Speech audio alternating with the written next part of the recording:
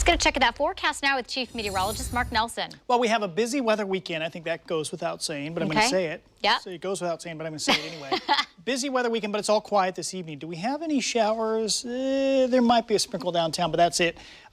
Pretty quiet right now. Today was as normal as it gets. We hit 46. That's typical for this time of the year.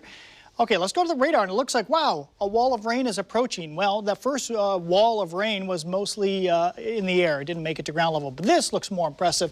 Out here, moving on to the north coast right now, and that's going to move inland, so we will have some showers here in the valleys. Notice nothing right now here in the valleys, but over the coast range, things are starting to look a little bit wetter. So if you're headed out this evening, a few light showers, a bit chilly. By a bit chilly, I just mean seasonal chill. Temperatures in the upper 30s to low 40s, nothing unusually cold. Let's jump ahead to the 7-day forecast. Big messages.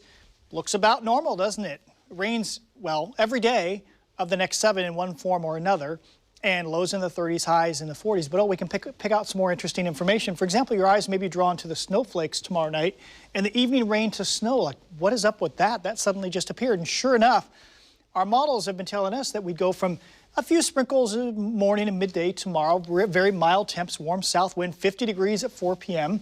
And they have been saying a cold front will pass overhead and will cool off a little bit tomorrow evening. But it appears to be a pretty intense cold front. And the wind, the warm south wind, goes away right behind it. And look at that. Now, this isn't, each model is a little bit different, but they're all showing kind of the same thing. Suddenly, temperatures just dipped to a few degrees above freezing. The big raindrops changed to big, fat, sloppy white snowflakes. Whether they stick or not, well, that's kind of a tough call. It's implied here that that could happen tomorrow evening into tomorrow night. Then the front lifts back up over us on Sunday and it's back to rain on Sunday morning. So we're going to be watching that pretty closely. Could get exciting for a few hours tomorrow evening. Then we get into Sunday. That looks like a soaker to me. And in fact, if you're doing the Winter Wonderland lights the next 2 nights, it's wet both nights, possibly white coming up tomorrow night up there at PIR. We will see.